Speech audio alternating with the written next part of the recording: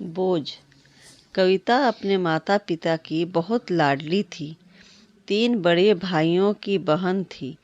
कोई भी चीज़ मांगने पर उसी वक्त सामने हाजिर हो जाती।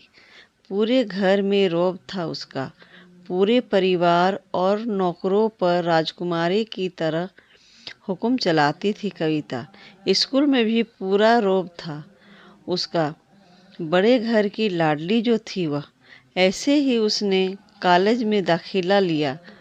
उसके ठाठ बाट बड़ी गाड़ी में आना जाना, हर दिन नया फैशन देखकर हर कोई उससे दोस्ती करना चाहता था।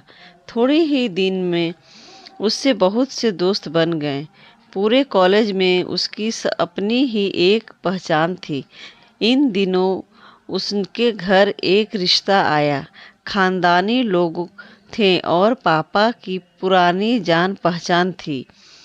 उनके साथ कविता के साथ कोई ज़बरदस्ती नहीं थी, पर कविता ने फिर भी हाँ कर दी, क्योंकि वह अपने परिवार से बहुत प्यार करती थी। वह जानती थी कि वह लोग उसका अच्छा ही सोचेंगे। लड़के का नाम राज था। राज काफ़ी पढ़ा लिखा और समझदार लड़का था। ससुराल वाले भी बहुत अच्छे थे। ससुराल में कविता की जगह वैसी ही थी जैसी कि मायके में। कोई भी कार्य कविता की सलाह के बिना नहीं होता था। सबकी लाडली बहू बन गई थी वह। फिर उसके घर एक बेटे का जन्म हुआ। राहुल कविता को जान से प्यारा था। पोता पाकर ससुराल वाले तो फूले नहीं समाते थे। कविता कभी कभी सोचती कि उसकी किस्मत कितनी अच्छी है। उसका हर अपना उसे कितना प्यार करता है। चाहे जीवन में कैसा भी समय आए, मेरे अपने हमेशा मेरे साथ हैं। मैं कभी अकेली नहीं हो सकती। कितनी खुशकिस्मत हूँ मैं। पर शायद कविता की खुशियों को उसकी अपनी ही नज़र लग गई थी। एक दिन वह मायके जाने की जिद कर बैठी। राज को बहुत काम था, लेकिन वह फिर भी उसे ले गया। रास्ते में उसकी गाड़ी अन्य गाड़ी से टकरा गई। कविता, राज और राहुल बहुत बुरी तरह से जख्मी हो गए। काफ़ी दिनों के इलाज के बाद राज और राहुल तो ठीक हो गए, लेकिन कविता पूरी तरह ठीक ना हो सकी। सर पर चोट लगने के कारण वह अपनी आँखों की रोशनी खो बैठी। अब कविता की किस्मत जैसे उल्टे पांव चलने लगी। मायके वाले कुछ दिनों तक उसे मिलने आते रहे, फिर कभी कभार फ़ोन ही करते, कुछ लेते कि अब कैसी हो।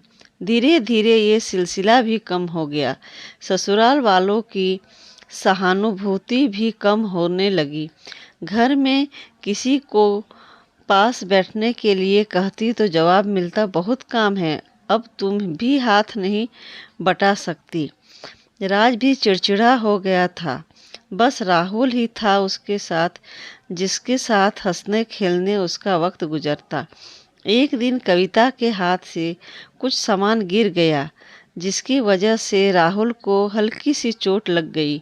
कविता के सास ससुर ने राहुल को उससे अलग कर दिया कि कहीं उसके ना देखने की वजह से बच्चे का कोई नुकसान न हो जाए।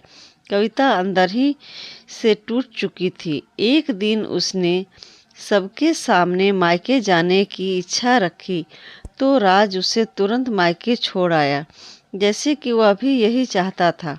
लेकिन राहुल को उसके साथ नहीं भेजा गया।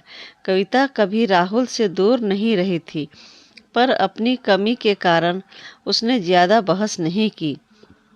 कविता को लगा कि वह 3-4 दिन वहाँ रहेगी तो थोड़ा हवा पानी बदल जाएगा, क्योंकि वह उस कितने दिनों से कहीं भी बाहर नहीं गई थी। घर वाले भी इतने दिनों बाद उससे देखकर कितने खुश होंगे। कविता के घर पहुँचने पर सब लोग बहुत खुश हुए। खाने में सब कुछ कविता की पसंद का ही बना। उसने अपने पापा मम्मी और भाई भाभीयों से दिल खोल कर बातें की। उनके छोटे छोटे बच्चे भी बुआ के साथ घुल मिल गए थे। रात को सोने के वक्त जब वह कपड़े बदलने लगी तो उसे पता चला कि उसका बैग तो बहुत भरा हुआ था। वह सब समझ गई। वह बहुत उदास हो गई। कुछ दिनों तक तो सब ठीक रहा, फिर जैसे सब बदलने लगा, सबका व्यवहार बदल रहा था। वह लोग जैसे थक चुके थे उससे। सब लोग घुमा फिरा कर पूछने लगे कि राज कब आ रहा है, उसे ले जाने। वह बहाना बना देती, जबकि वह जानती थी कि उस घर में अब उसके लिए कोई जगह नहीं। कविता से चलते वक्त कुछ न कुछ नुकसान हो जाता। थोड़ी बहुत टोका टोकी उसे सुनाई देती, वह टाल देती। एक दिन उसके हाथ से लगकर एक कीमती फूलदान टूट गया। छोटी भाभी ने बहुत हंगामा मचाया। कविता के माता पिता रोज रोज के झमेले से तंग आ गए थे। उन्होंने राज को खुद से फ़ोन कर दिया। राज कविता को अपने घर ले गया। कविता को अपने परिवार वालों से ये उम्मीद न थी। जिस कविता के कहे बिना घर में एक पत्ता भी नहीं हिलता था, उस घर के लिए वह अब बोझ बन चुकी थी।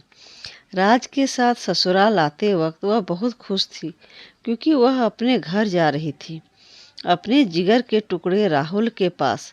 परंतु यह खुशी भी कुछ पल ही थी। सारा बंदोबस्त पहले ही किया हुआ था। कविता को सीधे ऊपर वाले कमरे में पहुंचा दिया गया। राहुल से दूर रहने की सख्त चेतावनी दी गई। एक कामवाली लता को उसकी जिम्मेदारी सौंपी गई, जो उसके खाने पहनने जैसी ज़रूरत का ध्यान रखती। कविता ज़्यादातर चुप ही रहती। कभी कभी काम वाली लता से थोड़ा बतिया लेती। उसके जरिए राहुल का पता चल जाता।